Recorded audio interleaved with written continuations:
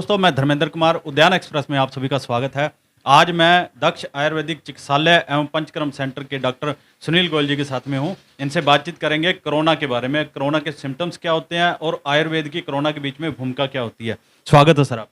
नमस्कार, धन्यवाद। सर, मेरा पहला सवाल ये है कि कोरोना के सिम्टम्स जो है वो स्टेज के अनुसार कैसे होते हैं? इसमें इसकी 3 स्टेज होती हैं जो कोरोना के। जब कोरोना वायरस हमारे शरीर में एंटर करता है, तो इसकी फर्स्ट स्टेज होती है वायरल रिस्पॉन्स फेज़ होती है, जिसके अंदर कोरोना वायरस पहले से 5 दिन अपने सिम्टम, इसको फर्स्ट स्टेज कहते हैं, जो पहले से 5वें दिन तक होती है। इसमें क्या होता है कि जो गले में खराश वगैरह, वायरल बुखार वगैरह, हल्का-हल्का बुखार आता है, हेडेक वगैरह होता है। इसके बाद क्या होता है, सेकंड स्टेज स्टार्ट होती है जो 5वें दिन से लेके 10वें दिन तक होती है। इस इस स्टेज को पल्मोनरी फेज कहते हैं। ये पल्मोनरी फेज के अंदर क्या होता है कि वायरस अपने लंग्स के अंदर इंटर करता है। या तो वहाँ पे रिकवरी हो जाती है या वो आगे की तरफ बढ़ जाता है। रिकवरी के अंदर क्या होता है कि इसमें इसी फेज के, इसी स्टेज के अंदर 2 पार्ट होते हैं। Second stage A, second stage B. Second stage A होती है, इसके अंदर ऑक्सीजन लेवल मेंटेन रहता है, इसमें ऑक्सीजन की आवश्यकता नहीं पड़ती पेशेंट को। पर लेकिन जो सेकंड बी स्टेज होती है, इसमें ऑक्सीजन की आवश्यकता पड़ती है। इसमें पल्मोनरी फेज इसको इसलिए कहा जाता है क्योंकि यहाँ पे जाके अपना इन्फेक्शन वो लंग्स के अंदर बढ़ाना स्टार्ट कर देता है। तीसरी स्टेज होती है जो हाई इन्फ्लामेटरी फेज होता है। इसके अंदर क्या होता है कि जो वायरस होता है वो उसमें इन्फ्लामेशन कर देता है और उसके जो लंग्स होते हैं उसके अंदर पानी भर जाता है। जब ये सबसे खतरनाक स्टेज होती है, जो इसका टाइम होता है वो 10 से 14 दिन के बीच में होता है। और इस 10 या 14 दिन के अंदर यदि पेशेंट यहाँ तक स्टेज तक पहुँच जाता है तो वो डेंजर जोन में होता है। इसके बाद डी डाइमर वगैरह ये सब इनफेरेटिन होते हैं, ये सब बढ़ जाते हैं। जो उस टाइम डी डाइमर और इनफेरेटिन का टेस्ट कराया जाता है। सर, आरटी पीसीआर कब तक पॉजिटिव रहता है जी? आरटी-पीसीआर आपके इन्फेक्टेड होने से लेकर और आपके नेगेटिव आने तक पॉजिटिव रहेगा, क्योंकि इसके अंदर आरटी-पीसीआर के अंदर कोरोना वायरस के आरएनए को जांच किया जाता है।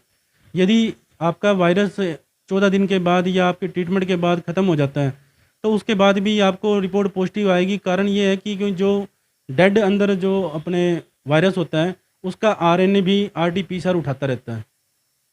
तो सर, आमतौर पे देखने में आता है कि जैसे कोरोना पॉजिटिव जो लोग होते हैं वो साथ ही साथ सीटी स्कैन करने के लिए दौड़ पड़ते हैं। तो मेन सिम्टम्स क्या है और सीटी स्कैन कब करवाना चाहिए? सीटी स्कैन आजकल क्या कर रखा है कि एचआरसीटी जो स्कोर होता है उसको 5 दिन तक यदि आप करवाएंगे तो वो नॉर्मल मिल सकता है, क्योंकि वायरस अभी तक तो आपके सेकंड फेज के अंदर गया ही नहीं है। सेकंड फेज के अंदर पैसे ये जाता है 5वें से लेके 10 दिन के बीच में रहता है। यदि आप एचआरसीटी करवाना चाहते हैं तो 5वें से 10वें दिन के बीच में करवाएंगे। उसमें आपके लंग्स का कितना इन्फेक्शन है वहाँ से पता लगेगा। कुछ लोग क्या कर रहे हैं कि मतलब जैसे ही कुछ खांसी जुकाम बुखार हो रहा है तो पहले दिन या दूसरे दिन ही टेस्ट करवा रहे हैं, तो इसमें एचआरसीटी स्कोर अच्छा नहीं आता है। ना इसमें आपको इन्फेक्टेड का पता लगेगा, हो सकता है कि ये नेगेटिव भी आ जाए, मतलब नॉर्मल आए। तो यदि आप एचआरसीटी करवाना चाहते हैं तो कम से कम 5वें दिन के बाद करवाएं, उससे आप आइडेंटिफाई सही कर पाएंगे इसको।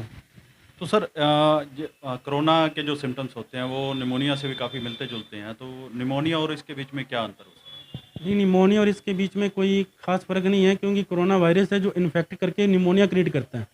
दोनों का आपस में संबंध है। यदि अपने एचआरसीटी करवाते हैं तो उसके अंदर निमोनिया ही शो किया जाता है, और ये एक प्रकार के निमोनिया का इन्फेक्शन है। निमोनिया और कोरोना में कोई इतना खास अंतर नहीं है, क्योंकि दोनों लंग्स को डिफेक्ट करते हैं।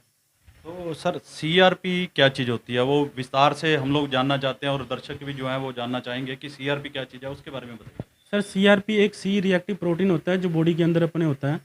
इसका यदि आज के लोग क्या कर रहे हैं कि मतलब कि कोरोना पॉजिटिव महसूस कर रहे हैं, खुद का कुछ तो सिम्टम दिख रहे हैं, तो सीआरपी कराने भाग रहे हैं। जबकि सीआरपी आपको ये नहीं बताता है कि आप कोरोना पॉजिटिव हो।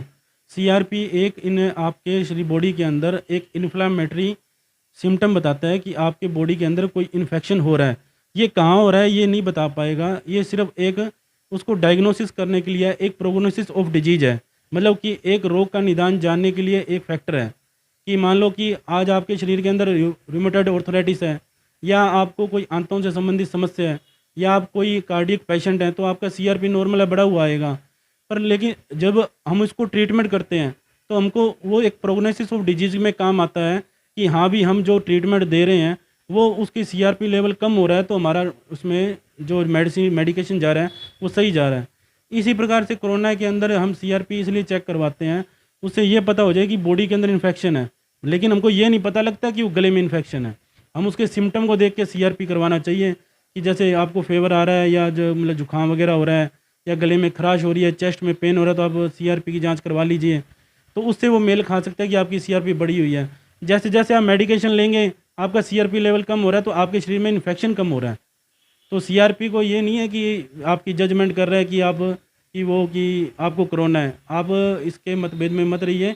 और सीआरपी टेस्ट भी आप 5वें दिन के बाद करवाइए, जब आपको उसको सही आइडेंटिफाई हो पाएगा। सर आयुर्वेद के बीच में कि सरकार ने भी कई दवाइयों को मान्यता दी है, जैसे आयुष कार्ड है या कुछ और भी दवाइयाँ हैं जो मेरे को ज़्यादा नॉलेज नहीं है उसकी, लेकिन आपको पता होगा। तो आयुर्वेद का कोरोना के बीच में क्या रोल अदा कर सकता है? सबसे बड़ा रोल ही आयुर्वेद का कोरोना के अंदर है, क्योंकि इसके कोई साइड इफ़ेक्ट नहीं है। जबकि लोगों ने इसको एक आयुर्वेद काढ़ा तक, आंवला तक या च्यवनप्राश तक इसको सीमित करके छोड़ दिया है।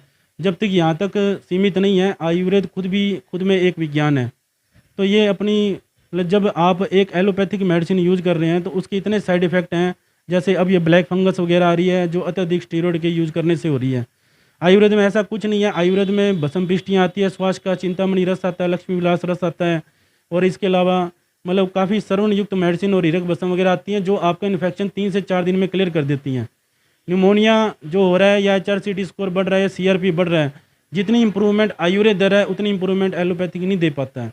एलोपैथी में बहुत सी ऐसी मेडिसिन है जिनका योग बना के हम देते हैं तो बहुत जल्दी कवर होता है। जबकि हमने हमारे चिकित्सालय के अंदर अब तक कम से कम 13-14 पेशेंट का कोविड नेगेटिव किया, करीब 10 या 12 दिन के अंदर। तो आयुर्वेद का तो इतना योग है कि आप बता ही नहीं पाएंगे हम आपको। और इसमें जो इसके योग हैं वो खुद में एक कला है। और दूसरी बात क्या है कि इनका कोई साइड इफ़ेक्ट नहीं है। तो मैं सभी से ये आग्रह करूंगा कि जितना भी हो उसके आयुर्वेद का प्रयोग करके देखिए। यदि आपको आयुर्वेद पर कम विश्वास हो रहा है और आप एलोपैथी की मेडिसिन ले रहे हैं तो आप दोनों को एक साथ जजमेंट करके चल सकते हैं। आपको इफेक्ट जो CRP आपकी बढ़ रही है या डी डाइमर बढ़ रहा है या कुछ भी आपका IL-6 वगैरह बढ़ रहा है, तो इन सभी को कंट्रोल करने में आयुर्वेद बहुत अच्छा रहेगा। सर लास्ट सवाल मेरा ये कि लोगों को क्या संदेश देना चाहेंगे, क्योंकि इस बार कोरोना के दूसरी स्टेज है और इस बार मौतों का आंकड़ा जो ज़्यादा बढ़ रहा है, तो लोगों को क्या क्या परहेज करने चाहिए? परहेज, गर्म पानी आपको यूज करना चाहिए, ठंडे पानी का प्रयोग नहीं करना चाहिए। आप गार्गल्स कीजिए। गार्गल्स के अंदर आप गर्म पानी के अंदर काला नमक का प्रयोग कीजिए। और चाय वगैरह के अंदर आप तुलसी, तेज़पत्ता और दालचीनी, सौंठ वगैरह का यूज़ कीजिए, ये भी काफ़ी इफेक्टिव रहेगा। और कोई भी मतलब जैसे फ्रूट वगैरह कम प्रयोग करना चाहिए इसके अंदर, क्योंकि उसके कारण शरीर में वात की प्रकृति बढ़ जाती है। यदि कोई व्यक्ति जो मतलब जिसके गले में इन्फेक्शन वगैरह है या कुछ भी ऐसा हो रहा है तो वो किसी भी हाल में नारियल के पानी, फ्रूट्स वगैरह का प्रयोग ना करें। यदि आपको कोरोना के सिम्टम कुछ भी लग रहे हैं तो सबसे पहले आप खाना छोड़िए, क्योंकि लंगनम परम औषधम आयुर्वेद का एक नियम है। लंगनम परम औषधम का तात्पर्य यह है कि यदि आप अपने शरीर को व्रत पे कर लेंगे तो आपको किसी औषधि की आवश्यकता नहीं है, कोई मेडिसिन की आवश्यकता नहीं है। आप यदि कोरोना के आप में सिम्टम दिख रहे हैं तो आप सबसे पहले फर्स्ट डे से आप टोमेटो का सूप वगैरह स्टार्ट प्रारंभ कीजिए, जिसके अंदर तेज़पत्ता प्रयोग करें। इसके अलावा आप दाल का सूप वगैरह बना के यूज़ करें, दाल का पानी यूज करना है, नींबू का सेवन नहीं करना है। नारियल के पानी की एक यूट्यूब के ऊपर वीडियो चल रही है कि नारियल का पानी यूज कीजिए। किसी भी हाल में कोरोना से जिसको सिम्टम दिख रहे हैं वो नारियल का पानी यूज ना करें। इसके अलावा किसी भी फ्रूट का यूज ना करें। जितना भी हो सकता है गर्म द्रव्य प्रयोग करें और गर्म लिक्विड ही प्रयोग करें। और यदि आपको नींबू का प्रयोग करना भी है तो गर्म काढ़े में या आप किसी भी गर्म सूप वगैरह में कर सकते हैं। अकेले नींबू पानी का प्रयोग ना करें, वो आपके लिए जानलेवा हो सकता है। बहुत बहुत धन्यवाद डॉक्टर साहब। और दर्शकों को बता दूं कि आने वाले दिनों में भी इसी तरह से कोरोना या इससे संबंधित जो बीमारियां हैं या कुछ और बीमारियां उनके बारे में हम लगातार आपको अपडेट करते रहेंगे। आज के लिए इतना ही। जय भारत, जय हिंद, धन्यवाद।